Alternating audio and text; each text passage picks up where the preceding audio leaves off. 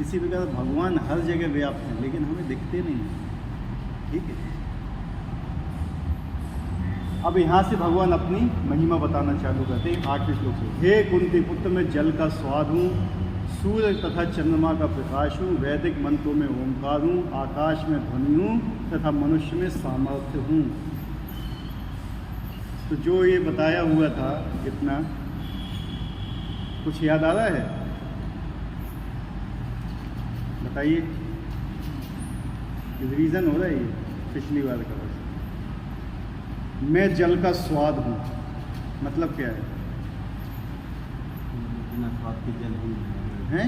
बिना स्वाद के मतलब जल ही है। अगर जल में स्वाद ना हो, जल का कोई महत्व नहीं है। जल में स्वाद होता है? स्वाद हैं? बस वही है, पूरी रामायण पढ़ा दी और फिर बोले सीता कौन था है। मतलब रिवीजन करते हो, घर जाके नहीं करते हो। मुझे तो यही समझ में नहीं आता है, मतलब उस दिन इतना समझाया, मतलब बार बार बोल बोल के समझाया हुआ था, उसके बाद भी ज़ीरो।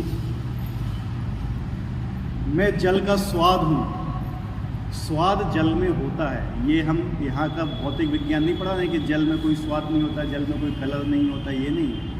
जल में जल का एक गुण होता है विशेष, जिसको स्वाद बोला जाता है। बड़ा सूक्ष्म होता है। स्वाद जल में से अलग करिए तो जल का अस्तित्व समाप्त हो जाएगा, जल रहेगा ही नहीं। जल का विशिष्ट गुण होता है, जैसे अग्नि का गुण होता है रूप, और अग्नि से रूप अलग कर दिया जाए ना तो अग्नि नहीं रहेगी, अग्नि का नामो निशान मिट जाएगा। हवा का गुण होता है स्पर्श, अगर स्पर्श नहीं होगा हवा में तो हवा ही नहीं रह जाएगी। ये काफ़ी सूक्ष्म चीज़ें बताई जा रही भगवद गीता में, जो आजकल की साइंस में नहीं बताई जाती है। ठीक है, तो जल का मैं स्वाद हूँ। भगवान बोले अगर भगवान जल में स्वाद के रूप में नहीं होंगे तो जल का अस्तित्व ही नहीं है। समझ रहे? नहीं आए समझ में? हैं? माला जाप करते हो?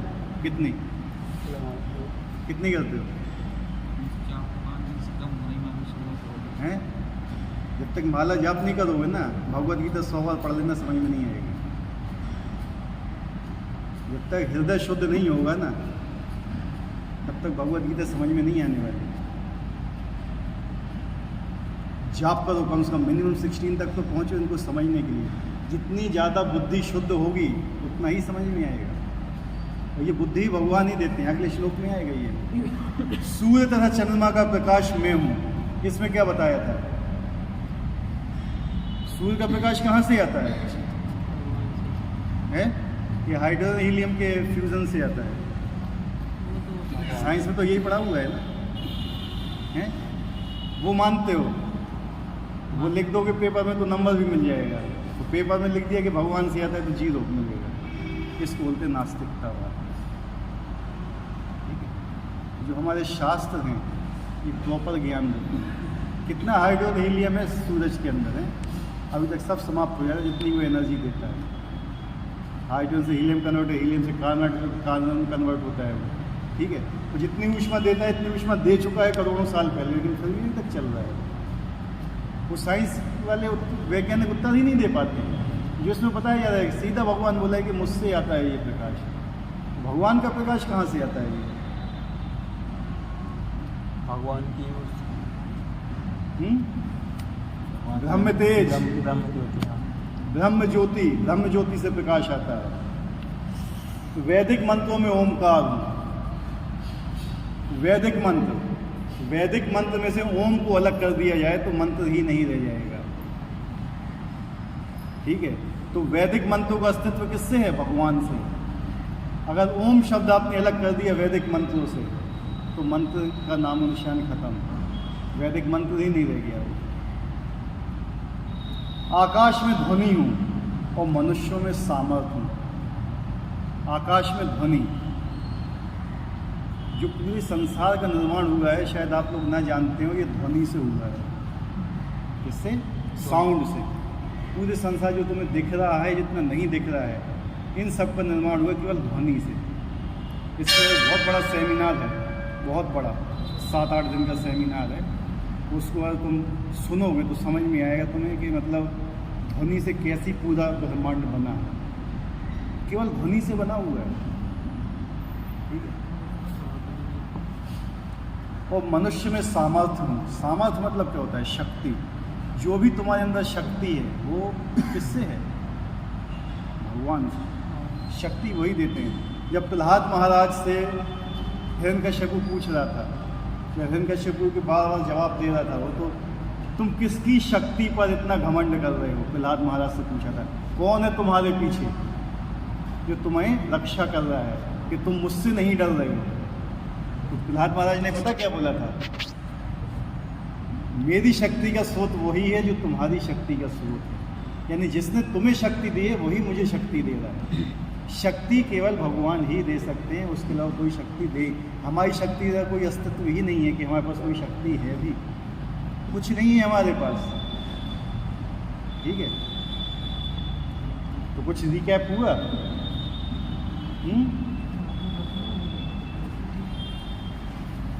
अब आज का श्लोक है 9वां और 10वां। पुण्यो गंधा पृथिव्यांचा तेजस्मी विभवा वसो जीवनम सर्वभूतेषु तपस्यास्मि तपस्विषु। मैं पृथ्वी की आग सुगंध और अग्नि की ऊष्मा हूँ। मैं समस्त जीवों का जीवन तथा तपस्वियों का तप हूँ। क्या क्या चीज़ बताइए? 4 चीज़ें बताइए। पृथ्वी की पवित्र सुगंध, मूल जो सुगंध होती है पृथ्वी की वो भगवान की उपस्थिति से आती है। अग्नि की ऊष्मा हूँ। समस्त जीवों का जीवन तथा तपस्वियों का तप हूँ। भगवान इसमें अपनी 4 प्रेजेंस बता रहे हैं कि हर जगह भगवान को हम कैसे देख सकते हैं। पुण्य का अर्थ है जिसमें विकार ना हो, अर्थात आग मतलब शुद्ध।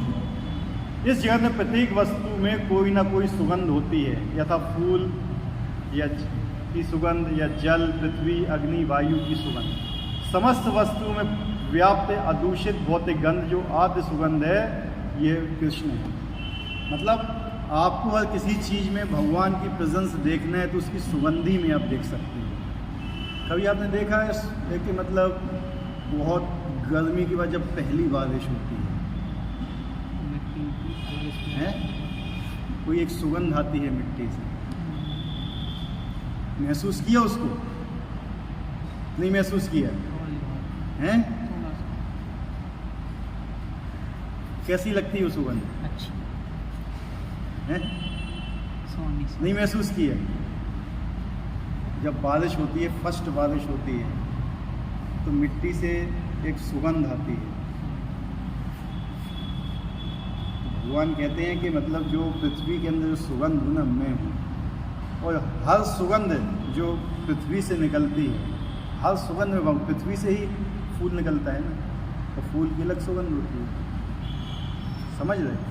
हर चीज़ मिट्टी से ही निकलती है, पृथ्वी से ही निकलती है, सबकी सुगंध अलग होती है। वो भी भगवान की उपस्थिति बताती है। अगर पृथ्वी में से सुगंध को अलग कर दिया तो पृथ्वी का नाम निशान मिट जाएगा, जल हो जाएगी पूरी पृथ्वी। क्या हो जाती है? जल। और जल में सुगंध को मिश्रित किया जाता है तो शक्ति, तब पृथ्वी बनती है, ठीक है। और इससे अलग कर लिया जाता है तो क्या हो जाता है?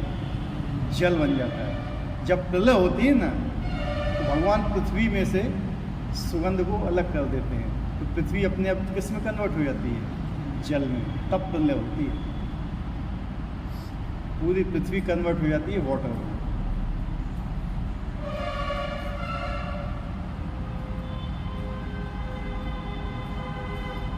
इसी प्रकार प्रत्येक वस्तु का एक विशिष्ट स्वाद रस होता है। इस स्वाद को रसायनों के मिश्रण द्वारा बदला जा सकता है।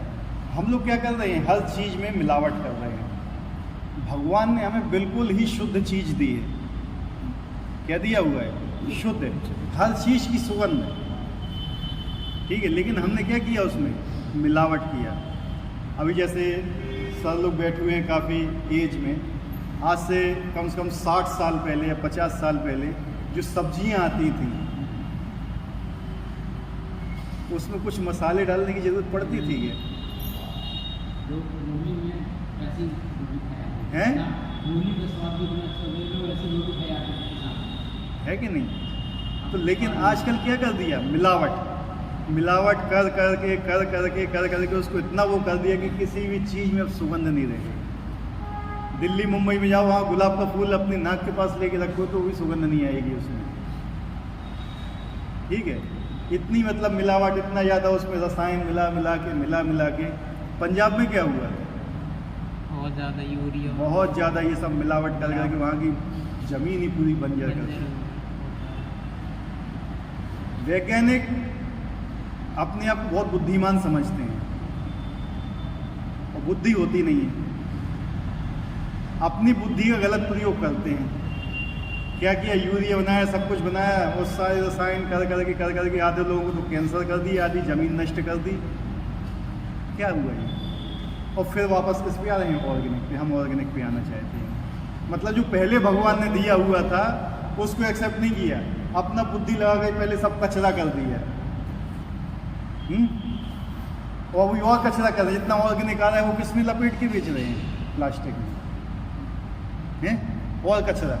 उस प्लास्टिक के लिए अब फिर एक और नई फैक्ट्री बनाएंगे। तो मतलब मनुष्य अगर अपनी बुद्धि का प्रयोग करता है शास्त्रों के विरुद्ध तो हमेशा गलत में जाता है। पानी को गंदा कर दिया, बिस्लरी की बोतल बेच रहे हैं, कह रहे बढ़िया शुद्ध पानी, वही प्लास्टिक की बोतल में।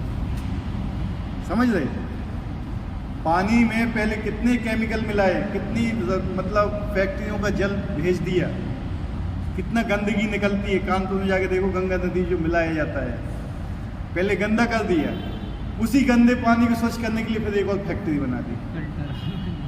समझ रहे क्या है ये बुद्धिमत्ता है क्या? इसको बेवकूफ़ी बोलते हैं। और उसमें कहते हैं कि हम बहुत आगे जा रहे हैं। कभी दिल्ली जाओ, दिल्ली में साउथ दिल्ली से गाजियाबाद साइड को जाओगे, बहुत बड़ा पहाड़ मिलता है कचरे का, बहुत बड़ा पहाड़। इतना बड़ा पहाड़ है कि आप अपने इस पहाड़ से ही बड़ा होगा, वो केवल कचरा ही है और कुछ नहीं है। आजकल दुनिया की सबसे बड़ी समस्या है वेस्ट मैनेजमेंट। इतना ज़्यादा कचरा कर दिया है, हर जगह कचरा है, दिमाग में भी कचरा है, हृदय में भी कचरा है, कुछ नहीं बचा। तो ये सब किसका है? केवल शास्त्रों के विरुद्ध अपनी बुद्धि का इस्तेमाल करने से।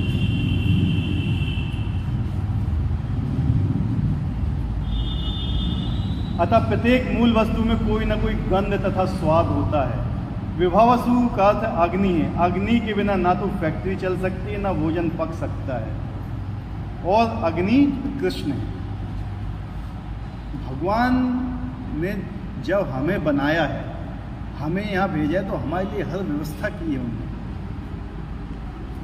ठीक है, मनुष्य बोलता है कि मैं कमा के लेके आता हूँ, मैं अपनी कमाई खा रहा हूँ। भगवान आज अग्नि में उपस्थित नहीं हुआ, कौन सा खाना बना लेगा बताइए? कच्ची सब्जी खाएगा क्या बैठा हुआ है? भगवान स्वयं बोल रहे हैं, तो मैं अग्नि में ऊष्मा हूँ। अगर अग्नि में ऊष्मा नहीं होगी तो खाना पकेगा घर पे? हैं? नहीं पकेगा ना। उसके अलावा बाहर भगवान पचाते हैं, अंदर भी एक अग्नि है। कौन सी अग्नि बोलते हैं उसको? वैश्वानर अग्नि। ठीक है, वैश्वानर अग्नि। जब आप शास्त्रों के विरुद्ध खाते हैं ना, तो वैश्वानर अग्नि फिर उस चीज़ पे काम नहीं करती है, और उसीलिए तुम्हें बीमारियां होती हैं। उस चीज़ को नहीं पचाती है। तो आप प्रॉपर जो शास्त्र में दिया हुआ है, प्रॉपर आप पकाइए, भगवान को भोग लगाइए, अर्पित कीजिए, फिर खाइए, कभी कोई बीमारी नहीं होगी, क्योंकि वो आप भगवान की इच्छा से कर रहे हो, और भगवान ही हृदय को रह के पचाते हैं वैश्वानर अग्नि के रूप में। ठीक है, तो अग्नि भी मतलब शरीर के बाहर भी हमारे लिए खाना पकाने के लिए अग्नि दी है, शरीर के अंदर भी अग्नि की दी है कि इसको तुम पचाइए। अब हम भी नहीं पचा सकते, और हमें भी मालूम नहीं है कि कैसे पचता है। हमें तो केवल मतलब कहाँ थे, जीभ तक लाने का, और बस यहाँ से अंदर, उसके बाद हमें मतलब नहीं है। उसके बाद जो कर रहे हैं, करने वाले भगवान हैं, आप कुछ नहीं कर रहे हो। ठीक है, कहते हैं कि अग्नि मंद हो गई, मतलब पाचन शक्ति डाउन हो गई। क्यों? क्योंकि आपने भगवान की इच्छा के अनुसार प्रसाद नहीं लिया है, भोग नहीं लिया हुआ है, तो वही चीज़ नहीं पचती है, इसलिए लोगों को शुगर होती है, इसलिए लोगों को डायबिटीज़, शुगर, ब्लड प्रेशर, ये सब चीज़ें क्यों होती बीमारियाँ? क्योंकि वैश्वानर अग्नि उसको पचाती नहीं है और वो सीधा आपके ब्लड में मिलता है, क्योंकि आप स्वयं भोग लगा के नहीं खाते हो। और चीनी क्या है? जो लोग चीनी खाते हैं, जो आजकल चीनी दी हुई है, ये पूरा केमिकल है, केमिकल के अलावा कुछ नहीं है चीनी में। और चीनी अगर खाओगे तो सबसे बाद में चीनी पचती है, ठीक है? तो ये सबसे ज़्यादा ब्लड में मिक्स होती है, इसलिए ब्लड शुगर होती है। चीनी और सफ़ेद नमक, ये दोनों जहर है एक हिसाब से, पॉइजन, स्लो पॉइजन बोला जाता है। जो नमक आता है ना,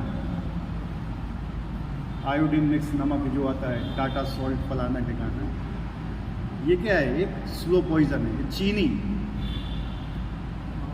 इसके अलावा अगर आप सेंधा नमक खाते हो या मिश्री खाते हो या गुड़ खाते हो, दैट इज़ गुड, अगर आपको मीठा ही खाना है। लेकिन ये दोनों बहुत ज़्यादा ख़राब चीज़ है। कभी देखना, इसको सर्च करके पता चलेगा आपको, हैं? सेंधा नमक होता है, सेंधा नमक, सेंधा नमक होता है ना, तो ज़्यादा पावरफुल होता है, अच्छा होता है, शुद्ध होता है। तो जो समुद्री नमक खाते हो ना, इससे ब्लड प्रेशर बढ़ता है, क्यों लोगों में ज़्यादा बीमारी आती है, इसीलिए हड्डियों के लिए बहुत नुकसान है, हड्डियों को बहुत नुकसान करता है, बहुत ज़्यादा नुकसान करता है। अग्नि का तेज ऊष्मा ही कृष्ण है। वैदिक चिकित्सा में कुपच का कारण पेट में अग्नि की मंदता है, अतः पाचन तक के लिए अग्नि आवश्यक है। कृष्ण भावनामृत में हम इस बात से अवगत होते हैं कि पृथ्वी, जल, अग्नि, वायु, प्रत्येक सक्रिय तत्व, सारे रसायन, सारे भौतिक तत्व कृष्ण के ही कारण है। इसलिए बोला जाता है भगवान को सर्व कारण कारणम। हर चीज़ जो है उपस्थित, जो आपको दिख रही है और जो आपको नहीं भी दिख रही है, उसके कारण केवल भगवान कृष्ण है, उनके अलावा कोई उस चीज़ का कारण नहीं है। मनुष्य की आयु भी कृष्ण के कारण है, जितना तुम जी रहे हो, सभी जीवों का जीव, क्या बोला था? मैं समस्त जीवों का जीवन हूँ, जीवनी शक्ति है भगवान। जब तक भगवान हमारे साथ इस शरीर में प्रविष्ट नहीं करेंगे ना, तब तक हम, परमात्मा के कितने रूप बताए थे मैंने, हैं? कौन कौन से? हाँ, हैं? हाँ, और क्षीरोदक्षाई विष्णु, ठीक है। जब तक महत्तत्व में ये नहीं प्रवेश करते हैं महाविष्णु, जब तक महत्तत्व में जान नहीं आती है, काल के रूप में प्रविष्ट होते हैं, काल बोला जाता है जिनको हम काल बोलते हैं ना, महाविष्णु। उसके बाद जो हर ब्रह्मांड में गर्भोदक्षाई विष्णु, जब ब्रह्मांड पूरा बन गया तो ब्रह्मांड भी निर्जीव था, कुछ नहीं हलचल थी, जब फिर उसमें प्रविष्ट हुए गर्भोदक्षाई विष्णु के रूप में, तब वो क्रियाशील हुआ। जब ये क्रियाशील हुआ तो सारी चीज़ें बनी, फिर सब में क्षीरोदक्षाई विष्णु के रूप में प्रवेश किए भगवान, तब हमारे अंदर जान आई और तब हमारे अंदर जीवन। अंततः भगवान की उपस्थिति में ना हमारे अंदर भी जीवन नहीं है। अतः कृष्ण की कृपा से ही मनुष्य अपने को दीर्घायु या अल्पजीवी बना सकता है। अतः कृष्ण भावना मृत प्रत्येक क्षेत्र में सक्रिय रहता है। कृष्ण की इच्छा के बिना, मतलब कृष्ण की कृपा के बिना कोई भी दीर्घायु नहीं हो सकता। लेकिन बोलते हैं लोग के जो आयु होती है वो कर्मों के अनुसार होती है। किसके अनुसार होती है? जो आपने पिछले जन्म में कर्म किए हुए हैं उसके अनुसार ही आपकी आयु निर्धारित होती है, आप कितने साल जियोगे। जिस समय कोई बच्चा पैदा होता है ना, उससे पहले ही उसका पूरा लिख दिया जाता है, इतना साल जिएगा, इस समय मरेगा, ये करेगा ये अपनी ज़िंदगी में। इसको क्या बोलते हैं? ज्योतिष। क्या बोलते हैं? ज्योतिष विज्ञान। लेकिन आजकल कोई ज्योतिष पढ़ने वाला सही व्यक्ति नहीं है। ज्योतिष विज्ञान तो सही है, क्या, लेकिन उसको इंटरप्रेट करने वाला व्यक्ति इतना बुद्धिमान नहीं है कि उसको सही सही निकाल पाए। इसलिए आजकल की जो गणना है वो भी गलत हो जाती है, कुछ बताते हैं कुछ निकलता है, लेकिन जो संयोग होता है तारों का, तारामंडलों का, जिसमें कोई व्यक्ति पैदा होता है अपने पाप पुण्य के इफेक्ट से उस समय पैदा होता है, उस समय उसकी आयु निर्धारित की जाती है उसके कर्मों के हिसाब से, ठीक है। और ये कर्म को कौन निर्धारित करता है? कर्म को निर्धारित करने वाला कौन है? कर्म क्या है ये बताइए पहले हमें। कर्म कोई जीवित वस्तु है, निर्जीव है?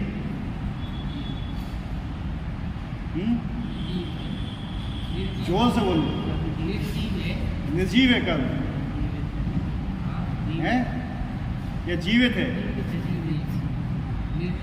निर्जीव कैसे बताइए?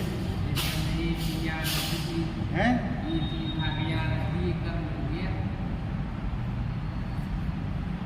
ये यहाँ रख दिया तो ये कर्म हो गए हैं। मैं यहाँ फिजिक्स नहीं पढ़ा रहा हूँ, ठीक है।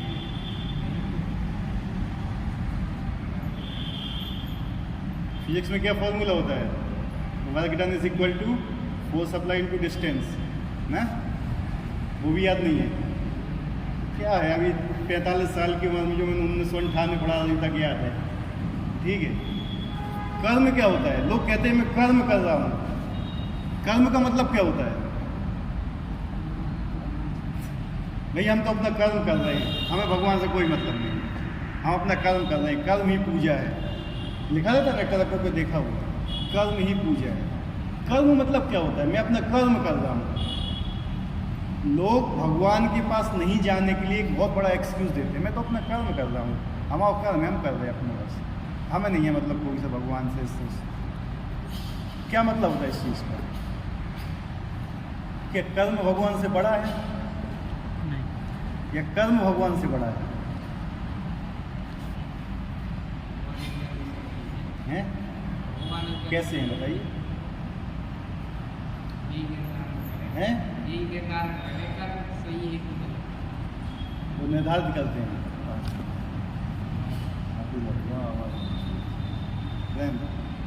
तो कुछ तो सही बोल रहा है उनका। लोग बोलते हैं कि मैं कर्म कर रहा हूँ। अब बताइए, मैं जैसे बैंक में काम करता हूँ, मैं एक दिन बैंक में जाता हूँ, आप मेरी जगह जाके काम करते हैं, ध्यान देना इस बात पर। तो क्या आपको सरकार पेमेंट देगी? बताइए, काम वही करोगे जो मैं कर रहा हूँ, क्यों नहीं देगी आपको? काम तो आपने भी किया ना, कहीं भी आप काम कर लो, क्योंकि कर्म का निर्धारण करने वाला कोई होता है। कर्म अपने आप में जीवित वस्तु नहीं है, कर्म निर्जीव है, जड़ है, ठीक है। सब आदमी काम करते हैं लेकिन प्रमोशन सबको नहीं मिलता है। क्यों? क्योंकि उसको निर्धारण करने वाला भी कोई होता है। नहीं होता है, बताइए। तो कर्म बड़ा नहीं है, ठीक है। कर्म को निर्धारण करने वाला बड़ा होता है। लोग कहते हैं कर्म ही पूजा है। कौन सा कर्म कर रहे हैं ये भी पता नहीं है कि हम कैसा कर्म कर रहे हैं, लेकिन पूजा है, ठीक है। अपने कर्म को ही पूजा में लगाओ भगवान की, वो मेन चीज होती है, ठीक है। कर्म ही पूजा नहीं होती है कि हम कर्म कर रहे हैं बस काम खत्म हो गया, नहीं। निर्जीव, कुछ भी फल नहीं मिलेगा उस चीज़ का। और कोई भी कर्म आप भगवान की प्रसन्नता के लिए नहीं करते हो तो उसका कोई भी यूज़ नहीं है, जीरो है उसकी वैल्यू।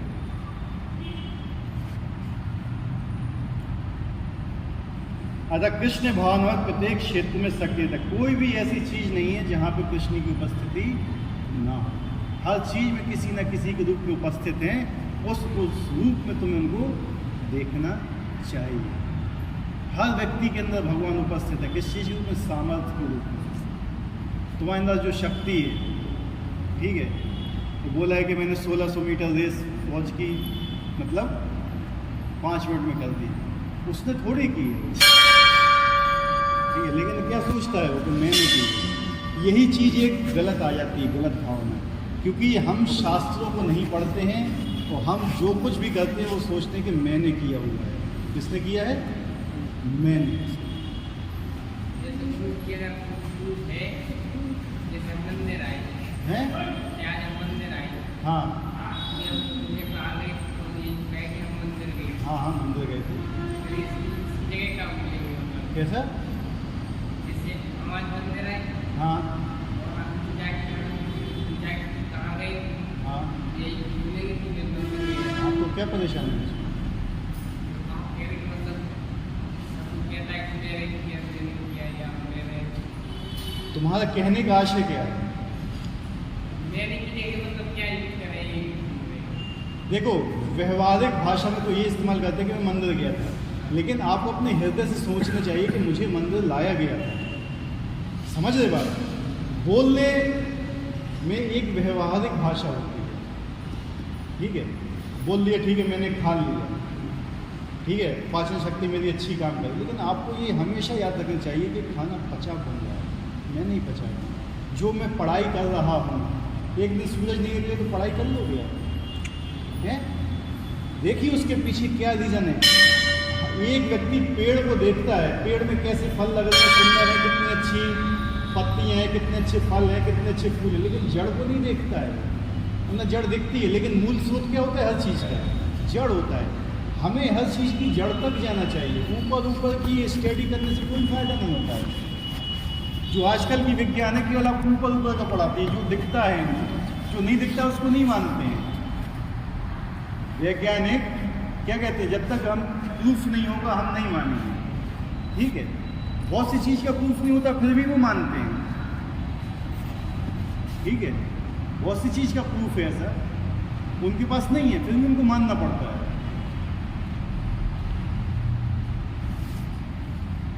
बीजं माम सर्वभूतानां विद्धि पार्थ सनातनम बुद्धिर्बुद्धिमतामस्मि तेजस्विनामहम्। हे प्रथापुत्र, ये जान लो कि मैं ही समस्त जीवों का आदि बीज हूँ, बुद्धिमानों की बुद्धि तथा समस्त तेजस्वी पुरुषों का तेज हूँ। इसमें कितनी चीजें बता रहे हैं? आदि बीज। आदि बीज का मतलब क्या होता है? जिससे समस्त संसार की उत्पत्ति हुई। हाँ, जिससे पूरे संसार की उत्पत्ति हुई, आदि बीज। उससे पहले कोई नहीं था। आदि मतलब सबसे प्रथम बीज भगवान, भगवान से ही सब चीज आई हुई है। बुद्धिमानों की बुद्धि, मैं बहुत बुद्धिमान हूँ, हैं? ऐसा नहीं। जो मेरे अंदर बुद्धि दी है वो भगवान की कृपा से प्राप्त हुई है, तो उस बुद्धि को मुझे भगवान की सेवा में लगाना चाहिए, क्योंकि वो चीज़ उनकी है, मेरी नहीं है। आज तुम ये सोचोगे कि वो चीज़ मेरी है, तब फिर गड़बड़। समझ रहे बात को?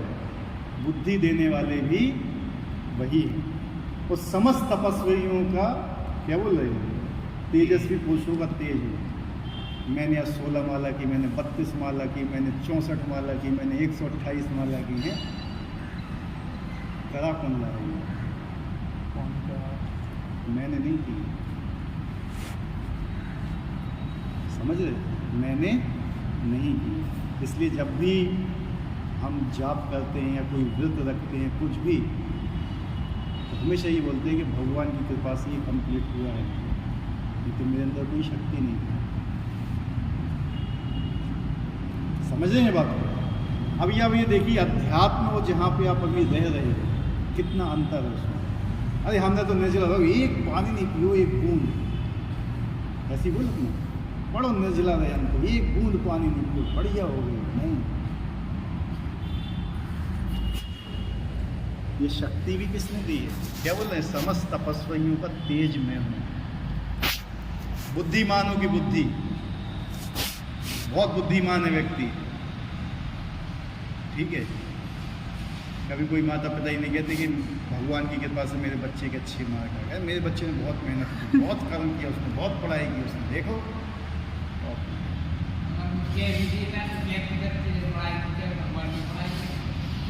नहीं, वही है ना कि लोगों की बुद्धि उल्टी चलती है। इसलिए तुम लोग को यहाँ बुलाया गया है कि कम से कम तुम लोग को सही बताओ उनको। कृष्ण समस्त पदार्थों के बीच है। कई प्रकार के चर तथा अचर जीव हैं। चर और अचर मतलब क्या होता है? जो चल सकते हैं, जो नहीं चल सकते। स्थावर और जंगम बोला जाता है। एक जगह स्थिर रहते हैं, पेड़ होते हैं, चल नहीं सकते, ये भी जीव होते हैं, इनमें भी जीवन होता है, ठीक है। और जो जानवर हैं, कीड़े मकोड़े, चल सकते हैं। पक्षी, पशु, मनुष्य तथा अन्य सजीव प्राणी चल हैं, पेड़ पौधे अचल हैं, वे चल नहीं सकते, केवल खड़े रहते हैं। प्रत्येक जीव 84 लाख योनियों के अंतर्गत है, जिसमें कुछ चल हैं और कुछ अचल हैं, किंतु इन सबके जीवन के बीच स्वरूप श्री कृष्ण, इन्हीं से ही सारे उत्पन्न हुए हैं। अगर ये इसमें प्रविष्ट नहीं होते क्षीरोदक चाहे विष्णु के रूप में, तो इनमें जान नहीं आती। जब तक ये प्रविष्ट नहीं होंगे तब तक नहीं। जैसा कि वैदिक साहित्य में कहा गया है, ब्रह्म या परम सत्य वह है जिससे प्रत्येक वस्तु उद्भूत है। कृष्ण परब्रह्म या परमात्मा है। ब्रह्म तो निर्विशेष है, किंतु परब्रह्म साकार है। निर्विशेष ब्रह्म साकार रूप में आधारित है, ये भगवद गीता में कहा गया है। अतः आदि रूप में कृष्ण समस्त वस्तुओं के उद्गम में वे मूल हैं। परम सत्य से मतलब क्या बताया इसमें? क्या है परम सत्य की डेफिनेशन? परम सत्य से ही सब कुछ उद्भूत होता है। उद्भूत मतलब सब कुछ निकलता है, उत्पत्ति परम सत्य से ही निकलती है, ठीक है। तो हर चीज भगवान के शरीर से ही निकली हुई है, चाहे वो अच्छी चीज हो चाहे वो खराब हो, ठीक है। खराब चीज क्या होती है और अच्छी चीज क्या होती है, किसी को मतलब है? पता है क्या खराब है क्या अच्छा है, सत्य क्या है असत्य क्या है? परम सत्य।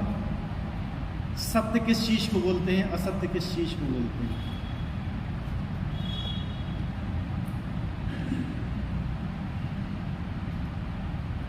बता सकते हो? सत्य क्या है असत्य क्या है? असत्य वो है जो मतलब परिस्थिति के अनुसार बदलता रहता है, और सत्य वो है जो कि हमेशा सत्य ही रहता है, बदलता रहता है। एक कुछ परसेंट सही है। दीपेन, अश्विनी, बहुत समय हो गया तुम लोगों को, बताइए तुम्हें मालूम है सत्य असत्य क्या है? वो हर चीज़ जो भगवान की सेवा में लगती है सत्य है, और वो हर चीज़ जो भगवान की सेवा में नहीं लग सकती असत्य है। क्यों? क्योंकि वो आपको नुकसान पहुंचाएगी। अपनी सेवा में लगा के देख लीजिए, आप समझ में आ जाएगा। किसी भी चीज़ को, चाहे वो बुद्धि हो चाहे मन हो, चाहे काम, क्रोध, लोभ, मोह, मद, कुछ भी हो, हर चीज़ सत्य है अगर आप उसको भगवान की सेवा में लगाना चाहें। आपको जो धन संपत्ति वो भी सत्य रहेगी, वो भी नष्ट नहीं होगी कभी अगर आप भगवान की सेवा में लगाओगे, ठीक है। लेकिन लोग जब भगवान की सेवा में नहीं लगाते तब वो विपरीत रूप धारण करते हैं। दो रूप होते हैं लक्ष्मी के, एक तो महालक्ष्मी और महाकाली।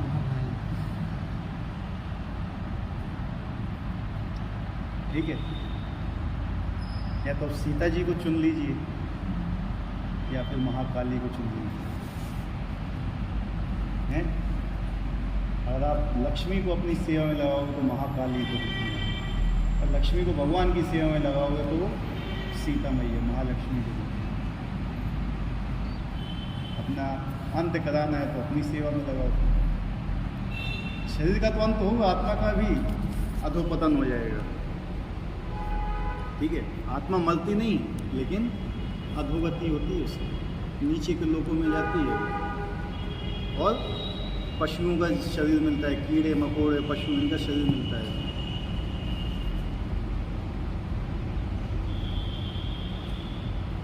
जिस प्रकार मूल सारे वृक्ष का पालन करता है, उसी प्रकार कृष्ण मूल होने के कारण इस जगत के समस्त प्राणियों का पालन करते हैं। इसकी पुष्टि वैदिक साहित्य में नित्यो नित्यानाम चेतनस चेतना नाम एको बहुनाम यो विदधाति कामान। वे समस्त नित्यों के नित्य हैं, वे समस्त जीवों के परम जीव हैं, वे ही समस्त जीवों का पालन करने वाले हैं। मनुष्य बुद्धि के बिना कुछ नहीं कर सकता, और कृष्ण भी कहते हैं कि मैं ही समस्त बुद्धि का मूल हूँ। जब तक मनुष्य बुद्धिमान नहीं होता है भगवान कृष्ण को नहीं समझ सकता। ये कौन समझा सकता है?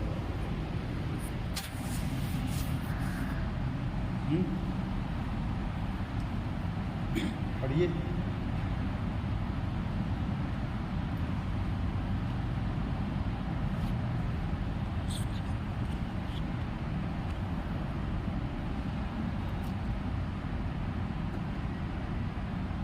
कहाँ से आती है बुद्धि? भगवान से भगवान से आती है। ये हमारी बुद्धि है। भगवान से और बुद्धि कैसे देते हैं भगवान? ऐसे नहीं कि उसने आईआईटी टॉप कर लिया तो भगवान ने उसको बुद्धि दे दी। ऐसी बुद्धि नहीं देते हैं भगवान, जबकि वही भगवान की द्वारा ही प्रदत्त है, लेकिन उसका गलत इस्तेमाल हो रहा है। अगर हाँ उस बुद्धि को वो फिर भगवान की सेवा में लगाना चाहता है तब तो सही यूज हो उसका। अन्यथा कोई भी चीज़ उठा के देख लो, कोई भी चीज़ अपने जीवन में देख लो, कहीं भी पूरे आसपास में कोई भी चीज़ जो तुमने अपने इस्तेमाल के लिए किए करना चाहा है, हमेशा आप नीचे ही गए। हम एक कष्ट को दबाने के लिए, मतलब एक चीज़ से बचने के लिए हजारों उपाय करते हैं, तो जितने ही उपाय करते हैं सबसे हमें दुख मिलता है। सोच के देखो ऐसा होता है या नहीं होता है? एक चीज़ जो हमें कष्ट देती है, उस कष्ट से बचने के लिए हम जितने भी काम करते हैं ना, वो सारी चीज़ें फिर हमें कष्ट देती हैं।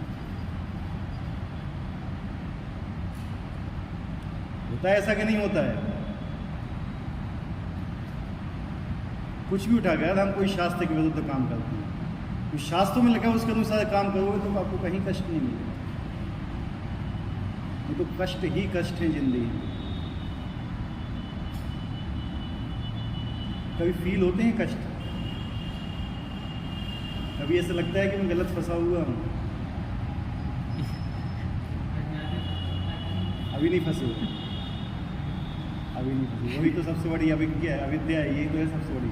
कहीं पता ही नहीं है कि हम कष्ट में हैं, हैं? यही सबसे बड़ी अविद्या है कि हमें पता ही नहीं है कि हम गड्ढे में गिरे हुए, निकलना भी हमें बाहर। बस सुबह दोपहर शाम खाना मिल रहा है, बढ़िया आराम से लेटे हुए हैं, पढ़ाई चल रही है, खा पी रहे हैं, मस्त हैं, आगे कोई मतलब नहीं है। यही होता है ना?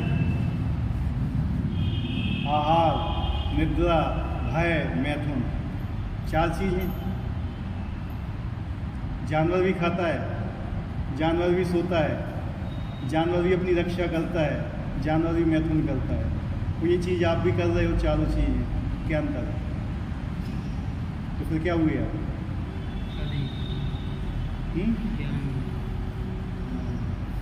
क्या हुए?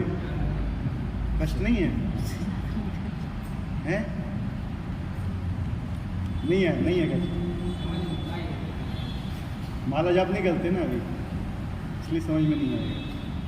इतनी आसानी से नहीं आती है चीज़ें समझ में, क्योंकि क्या है, भगवान कहते हैं बुद्धि मैं देता हूँ ना, अभी दी नहीं है उन्हें आपको, क्योंकि तुम उनकी बात ही नहीं मानते हो। वो कहते हैं कि मेरा नाम जप करिए।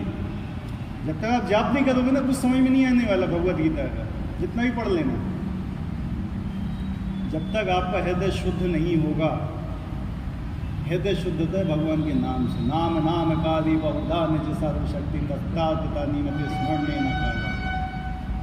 ठीक है, जब तक भगवान का नाम जाप नहीं करोगे ना,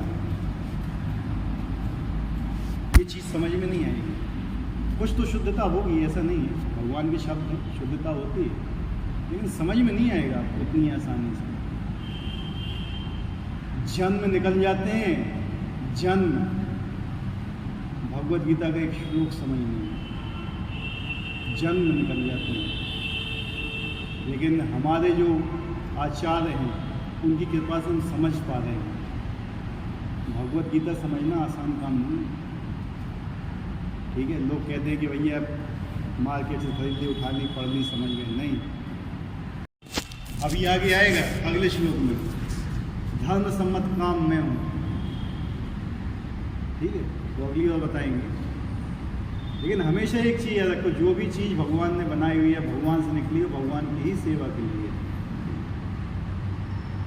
ठीक है, अगर आप उसको उनकी सेवा में नहीं लगाओगे तो विनाशकारी रूप धारण करती है। तो आजकल विनाश का यही चक्र चल रहा है, देख लो कहीं पर भी मनुष्य ने पूरी पृथ्वी को शोषित किया हुआ है, शोषण कर रहा है पृथ्वी का। पृथ्वी कौन है? भगवान की पत्नी है सत्यभामा। कौन? सत्यभामा पृथ्वी का रूप थी वो। आप उसका शोषण कर रहे तो भगवान छोड़ देंगे आपको? हैं? बताइए। इसलिए वैदिक शास्त्रों का जो ज्ञान है बहुत गहरा है, इसलिए समझने के लिए बुद्धि शुद्ध होना चाहिए। और बुद्धि भी कौन देगा? वो ऐसे नहीं देंगे, मांगना पड़ेगा। हम कभी भगवान से प्रार्थना नहीं करते हैं बुद्धि के लिए। किस चीज़ के लिए प्रार्थना करते हैं? कि पेपर निकल जाए हमारे, हैं? पेपर निकल जाए, हम पास हो जाएं, यही मांगते हो। भगवान को नौकर बना के रखा है, मुझे ये दे दो, मुझे वो दे दो, मुझे फलाना दे दो, मुझे ठिकाना दे दो। हम सेवा करने तो जाओ उनके पास।